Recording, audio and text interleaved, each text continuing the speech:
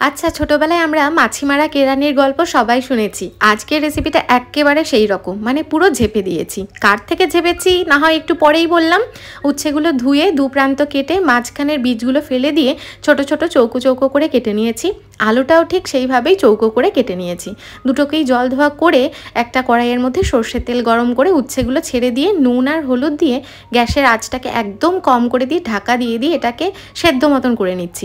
মানে যাতে উচ্ছেগুলো নরম হয়ে যায়, কিন্তু ওই ভাজা করলে যে ক্রিস্পি ব্যাপারটা আসে সেটা যেন না আসে, তার জন্যই গ্যাসের আঁচটা কম করে দিতে হবে আর ঢাকা দিয়ে এটাকে রান্না করতে হবে। এবার বেঁচে যাওয়া তেলের মধ্যে কালো জিরে শুকনো লঙ্কা ফোড়নে দিয়ে কুচিয়ে রাখা পেঁয়াজ দিয়েছি আর আলুগুলোকে দিয়ে দিয়েছি। পরিমাণ মতো নুন, হলুদ আর কাঁচা লঙ্কা কুচিয়ে দিয়ে আলুগুলোকেও ঠিক সেইভাবে ঢাকা দিয়ে দিয়ে একদম ভাজা মতন করে নিচ্ছি। এই রান্নাটা আমার বড় মায়ের রান্না। আমাদের প্রত্যেকের বাড়িতে মা বড় মারা একদম এত পারদর্শী রান্নাতে প্রত্যেকের ঘরে খুঁজলেই এরকম কিছু রেসিপি দেখতে পাওয়া যাবে। আজকের রেসিপিটা ঠিক সেরকমই। যারা ধরো উচ্ছে পছন্দ করে না তারাও এটা চেটেপুটে খাবে। আলুগুলো সেদ্ধ হয়ে গেছে, ওপর থেকে একটুখানি জল দিয়ে উচ্ছেটাকে দিয়ে খানিকক্ষণ ঢাকা দিয়ে রান্না করে নিয়েছি।